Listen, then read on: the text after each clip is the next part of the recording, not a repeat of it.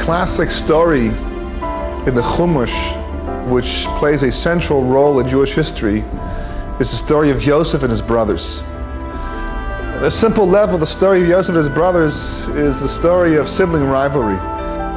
Yosef is one of 12 sons to Yaakov, and Yaakov shows favoritism to Yosef, and because of $2 of clothing that Yaakov gave to Yosef over his brothers, that provokes jealousy and hatred from Yosef's brothers towards him.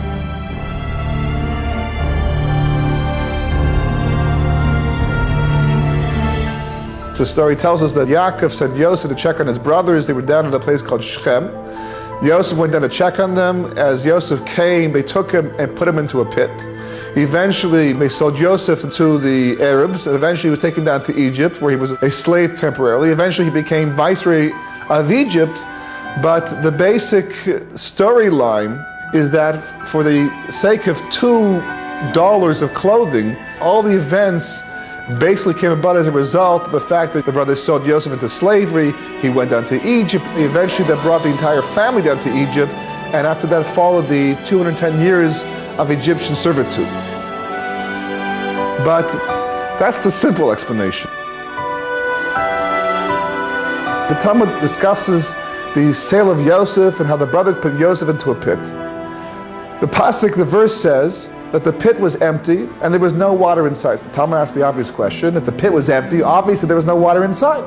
It comes to tell you there was no water inside the pit, but there were poisonous snakes and scorpions inside the pit. The question has to be asked: why is Yosef still alive after he's put into this pit with all these dangerous creatures? A miracle. So the brothers take Yosef out of the pit and they sell him to Arabs.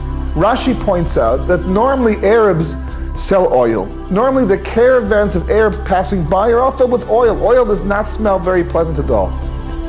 At the moment that Yosef is being sold, it happens to be that the Arabs are selling beautifully scented spices. As Rashi points out, God didn't want Yosef, the righteous individual, to have to go down to Egypt smelling something that wasn't pleasant. Another miracle.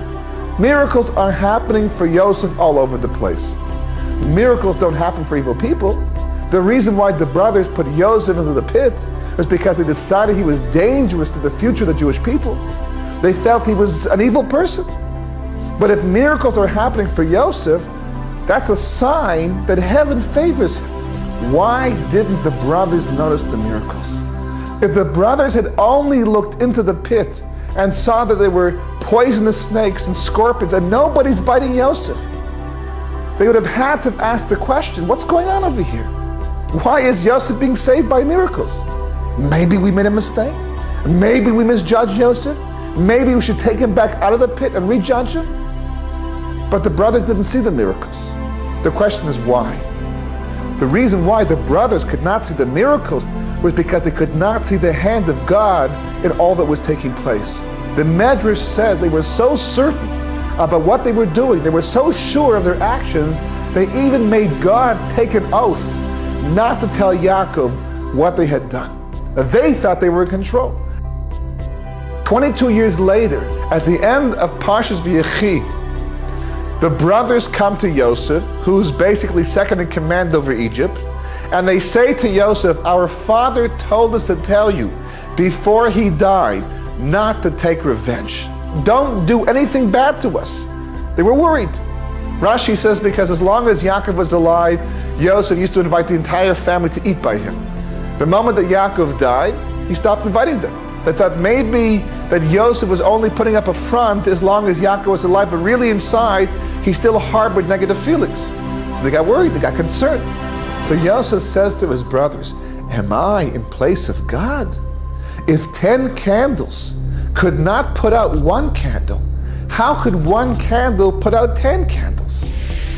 Yosef is telling his brothers, you wanted to kill me, right? You wanted to do away with me. Were you successful? I became second in command of Egypt, viceroy of Egypt. You were not successful. No matter what you planned and how hard you tried, you could not do away with me.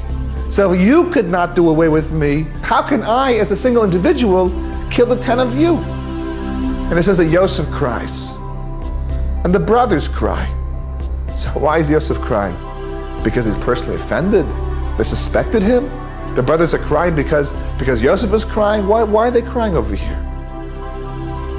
Yosef was crying because how is it possible, after all we have gone through, that you should have to lie and suspect that maybe I could kill you? If God decides you're not to be killed, how can I possibly kill you?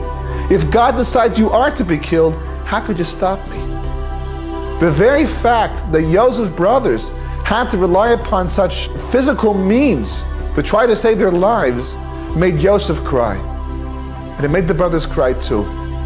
Because Yosef understood that because the brothers had failed to actualize the message of all that had taken place over all those years, meant that not only a long and hard exile was coming up in Egypt, but more than likely thousands of years of exile would come up for the Jewish people to learn the lesson that was meant to be learned through the sale of Yosef, but was not learned and left up to the rest of history to be learned.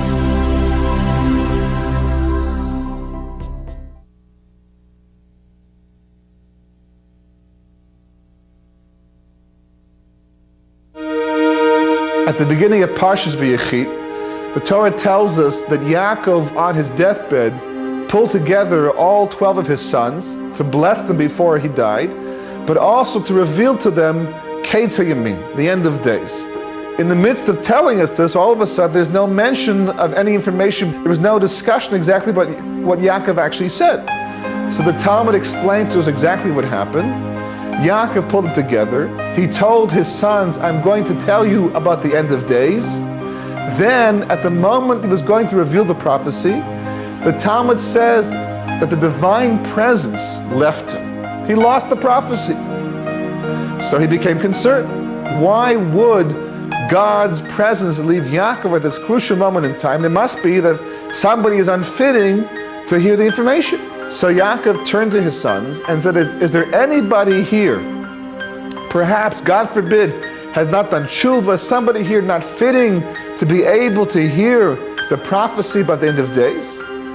So the brothers answer back and they say, Shema Yisrael, Hashem Elokeinu Hashem Echad. Hear, O Israel, the Lord our God, the Lord is one. So what does Yaakov say to the brothers? He says, Baruch Shem Kavod Malchuso Le'olam Ved. Blessed be the name of his glorious kingdom forever. A very unusual dialogue. What's the question? What's the answer? What's the dialogue over here?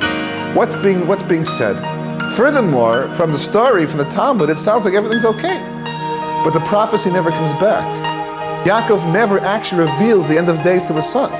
It sounds like everything is fine. But the Zohar says it's not so.